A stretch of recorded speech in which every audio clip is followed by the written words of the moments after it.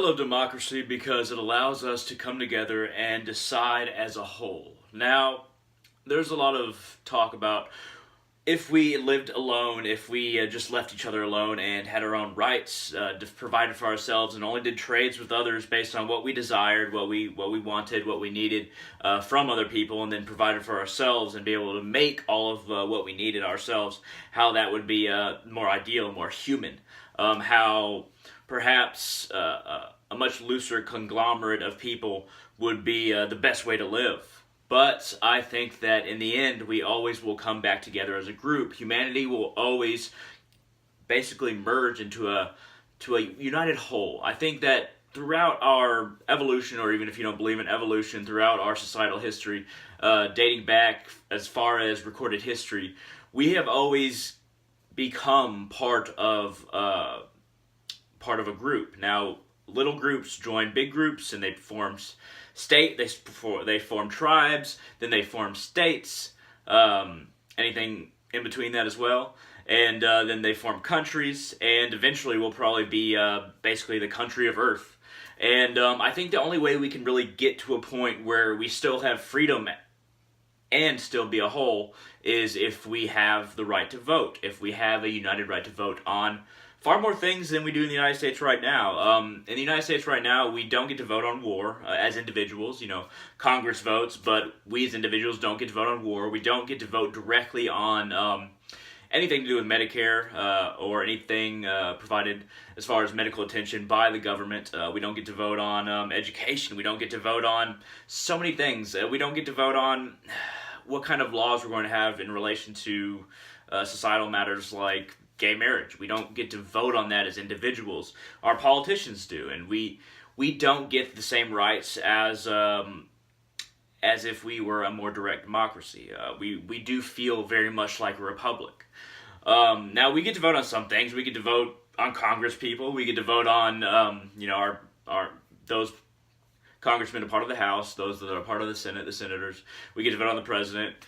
We don't get to vote on any judicial members, which is odd, I think. I think that we should be able to vote on Supreme Court justices. And, we get to vote on lower-ranking members, but I think we should be able to vote on Supreme Court justices. I don't think that should be left up to a president. And I think we should be able to vote on what kind of tax plans we're going to have enforced by the federal government. Definitely by the state, but also by the federal. We should be able to decide for ourselves what is going to be implemented, what is going to take effect in our society. And, direct democracies are very, very few in human history, but the ones who were direct democracies worked quite well, in my opinion. Athens, for instance, if we're talking about ancient Greece, I think it worked quite well until imperial forces, basically, you could say the Spartans as well, but imperial forces basically shoved out their leadership through military means because of the Persians had a much larger population when Athens was destroyed by Persia. Not necessarily burnt to the ground, but basically destroyed.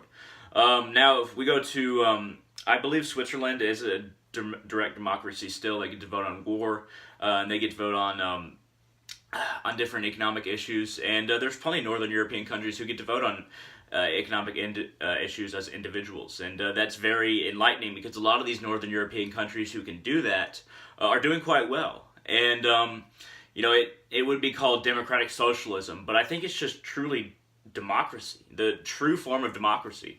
The idea that we have democracy in the United States is kind of a joke to me because it really seems like, it's very clear that we're a part of a republic, and it feels like those with money have much more power. It really does. And they really do. They buy the lobbyists who buy the politicians.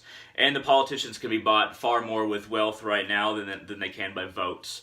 And because it's easy to spin lies in ads. It's easy to spin lies about what you're going to do for the nation. And instead take money behind your voters' backs and do something else. It's easy to do it right now because the media is controlled by not necessarily lobbyists, but the people who pay the lobbyists, CEOs, wealthy billionaires, millionaires, and we don't have as much say as we really should. as a human race, I think we will move towards having a more direct democracy, and I really think that we'll move towards being one like country of Earth.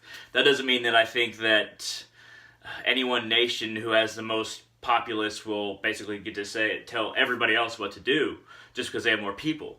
It just means that we'll get closer and closer to a direct democracy until we're to a point where we can provide for everybody through technology, through our social development, through compassionate understanding of one another as information is disseminated, and it will become freer if we get money out of politics and we are more democratic and not republics.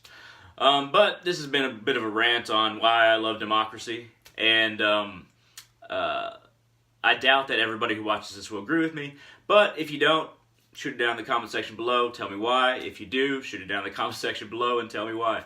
And if you like this video at all, hit that thumbs up down there. But thank you very much for watching. And hell, who did you vote for and who would you vote for? Give me some tips. I would love to hear whatever you have to say.